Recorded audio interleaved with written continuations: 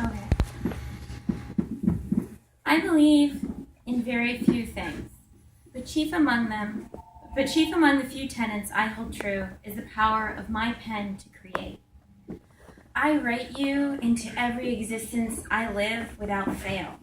I have written you so many times that the universe finally decided it was time to create you. But wherever you exist, you're too perfect to fall for me. So I watch you walk by holding somebody else's hand, and I ache for reasons I don't understand or know, and I'm goaded to write more.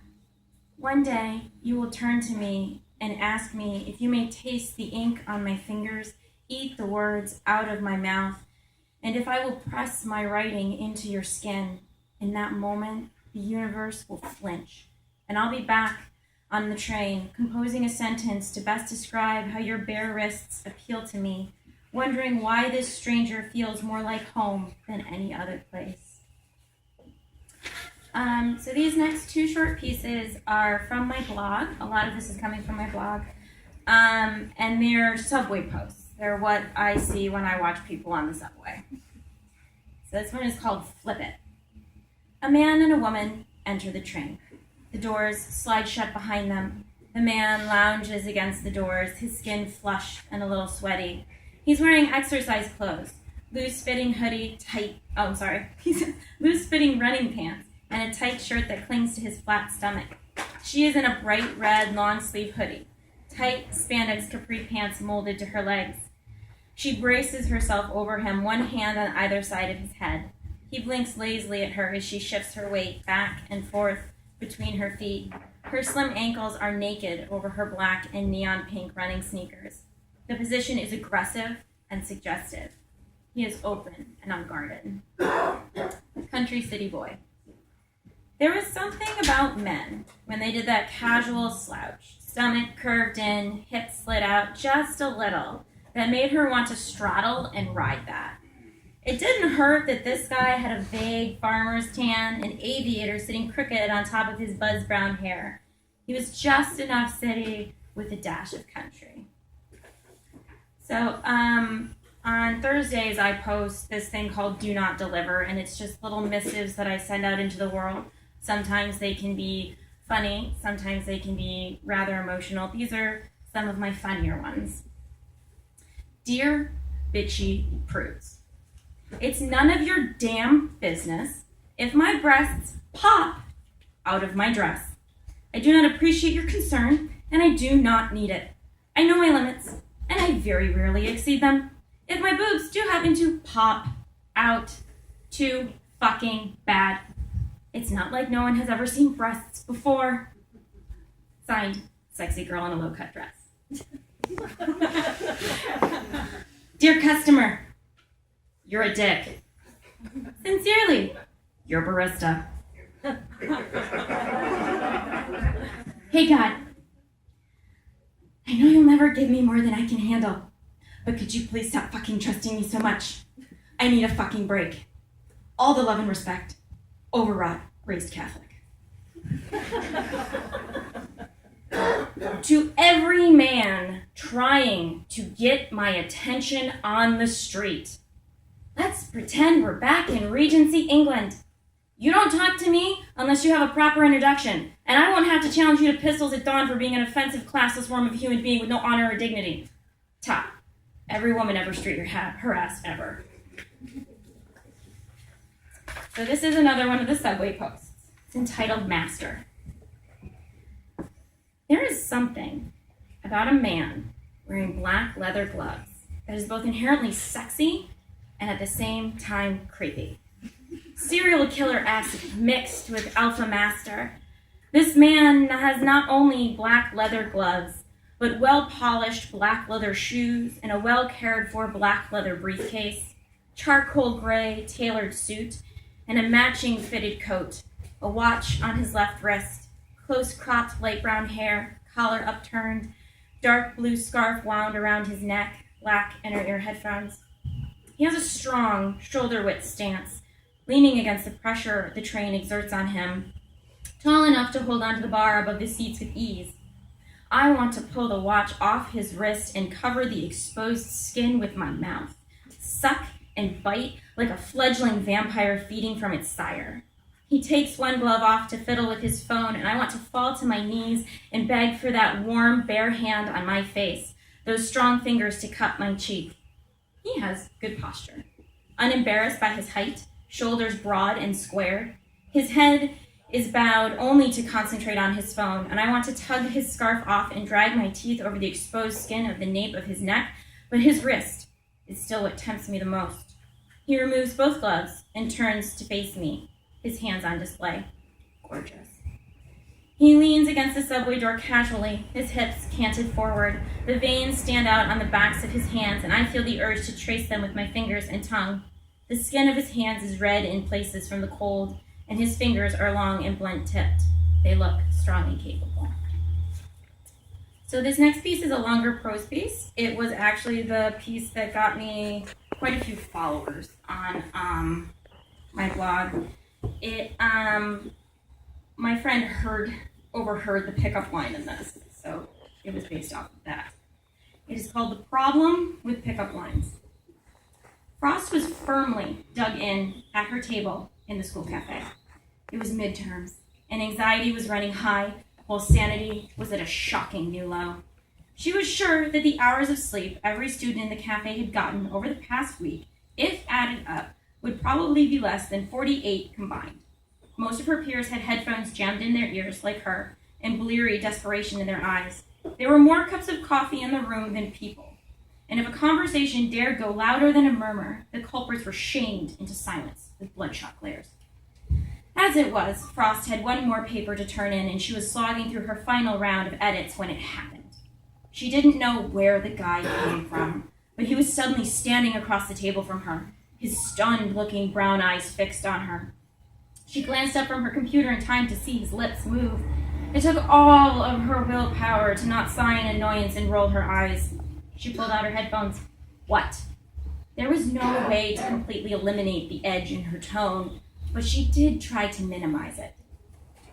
Are you a witch? Frost blinked at him, tipping her head a little to one side. Had the stress of midterms destroyed all his brain cells? She wondered. They remained like that, eyes locked, for a good 30 seconds, while Frost waited to see if he was serious, if there was a punchline coming. He didn't move, didn't blink. Why would you ever ask that question? Frost finally said. Because I need to know. He blinked once and licked his lips nervously. Are you a witch? This time the emphasis was on the first word, and he sounded painfully earnest. Frost leaned back in her chair, really letting herself look at him. He was her height, maybe an inch or two taller than her, and was dressed fairly innocuously. Loose, but not baggy blue jeans, a dark blue t-shirt, and nice-looking sneakers. She deemed his face not unfortunate, but nothing to write home about. And his brown hair was average in color and style. No clues gathered from his appearance, Frost took a moment to assess her own. Hiking boots, worn and ragged blue jeans, blue long-sleeve shirt, and a ratty second-hand gray zip-up hoodie. Her hair was unstyled. She was wearing her glasses, and she had no makeup on at all. It was a far cry from her high school goth days of bondage pants, black lipstick, and mesh shirts, and even her usual outfits that almost always had one article of black clothing in them. "What is wrong with you?" she asked. "Nothing is wrong," he told her. "It's a perfectly valid question." "So, are you?" "No, it is not a valid question. People do not go around asking strangers if they're witches. And I'm not answering your question until you answer mine. Why do you want to know?" Frost found herself speaking slower and enunciating more as if she was talking to a small child, her exasperation fully evident. He tucked his hands into his pockets and shuffled his feet. "It's because you're really pretty, and all the most beautiful girls I meet are witches." Frost was torn between the urge to laugh hysterically or to shake him until his teeth rattled to the ground and some sense appeared in his skull. She settled on rubbing her face and pinching the bridge of her nose instead. After a moment, she looked up and saw him opening his mouth. "No. Just no. Go away and think about how truly terrible an experience this has been for both of us." Frost pointed across the cafe. "Go. Now." "But you didn't go." His shoulders slumped and he walked away. Midterms. Two more subway pieces. Absent. Her hair is parted a little to the left of center. It's straight and conforms to the curves of her head. Some hangs outside the collar of her coat, and some hangs inside, the ends turning up a little towards each other, leaving a small space of her throat between them. Her fingers are long and thin, and she absently rubs the middle finger on her left hand. Her eyebrows are waxed, and no pesky dark hair sprout between them. Her chin is tucked into her jaw. Resting aneurysm phase. He has resting aneurysm phase. He looks simultaneously pissed and ready to have a heart attack. Backpack between his knees and store-bought ripped jeans, black V-neck t-shirt clings to his form well.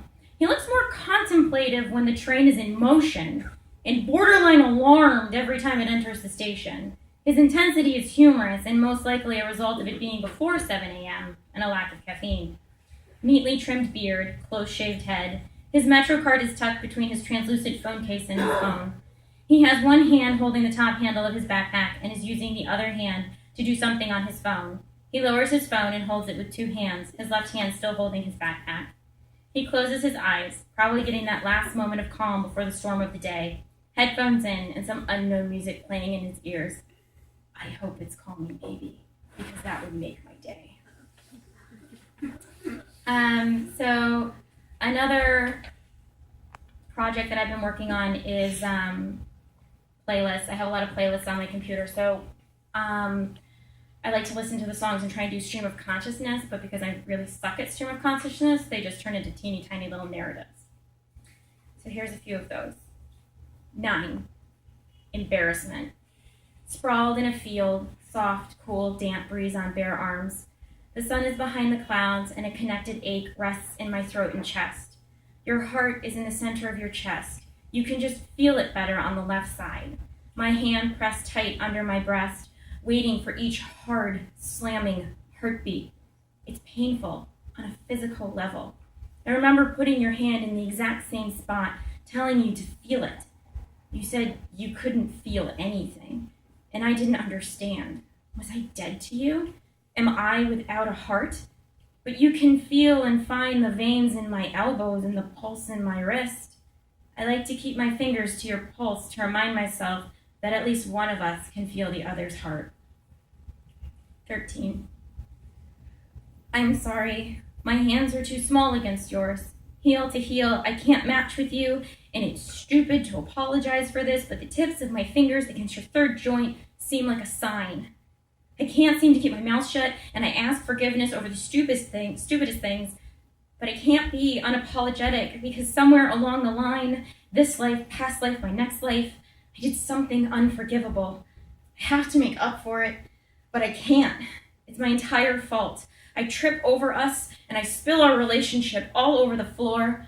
I cut open myself and bleed out the truth. I can't stop it. I can only tell you how sorry I am for everything that's not my fault because I can't fix the things I actually broke, or at least the things I think I broke or must have been broken by me because I am the only one apologizing. 19. When I close the door, it is simply a physical act. When you close the door, you seal out the world and build a fortress. Your hand gently pushing down the screen of the laptop, tugging the phone from my hand. The world will spin on without you connected to it, you tell me. Your arms around me are the strongest protection I have. And when I tackle you to the bed, my hair hanging around our faces, it doesn't become a screen, a shield, a metaphor, until I pull away from your lips and see only me in your eyes. The world is secondary before me, and I don't always know what to do with that. But tonight, I will let you lay me down, bracket me with your forearms and shins, and I will question nothing. 25. She packed her bags long ago. Folded shirts, rolled up pants, jewelry tucked away, books in boxes. She left, and years later, he is just finding the edge of the hole she left in his life. Wrapped up in his own ego and pain, he can't see the blank spaces. She returned a few times and looked into his unseeing eyes. She tried to fit herself into his life for days before leaving again, taking more of her possessions with her. She fills her own gaps with work and school and longing and sleep. She waits for his I miss you. She only hears I am lonely.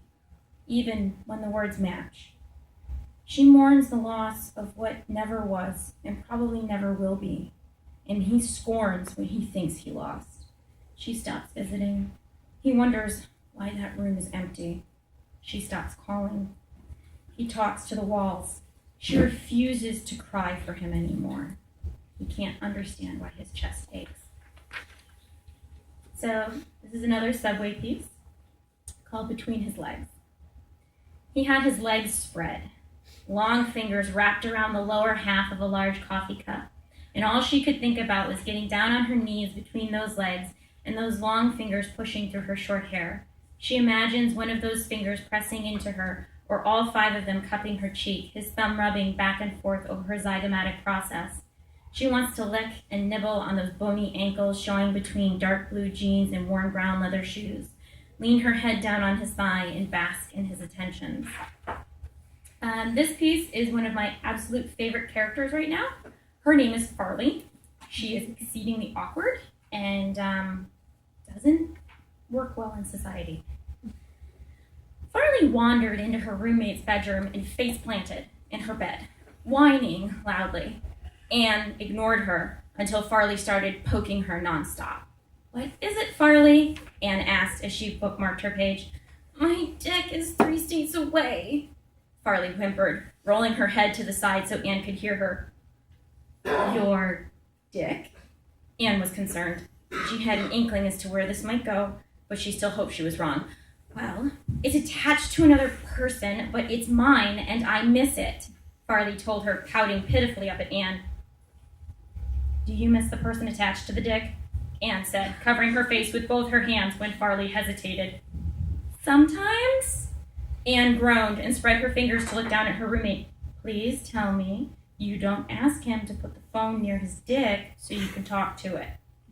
"I'm feeling really judged right now," Farley said, hiding her face in the bedspread.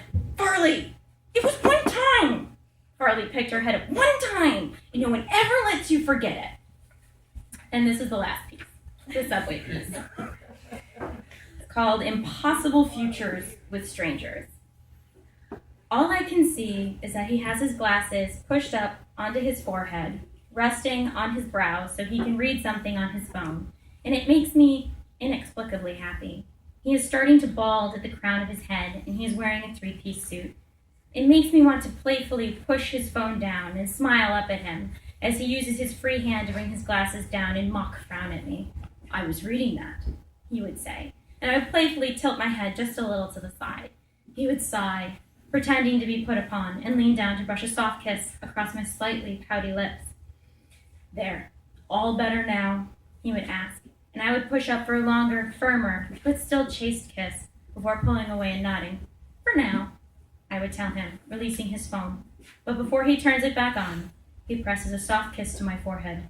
When he continues reading, there's a bemused lift to his mouth, and I lean on the subway pole next to him, watching him read. Thank you very much.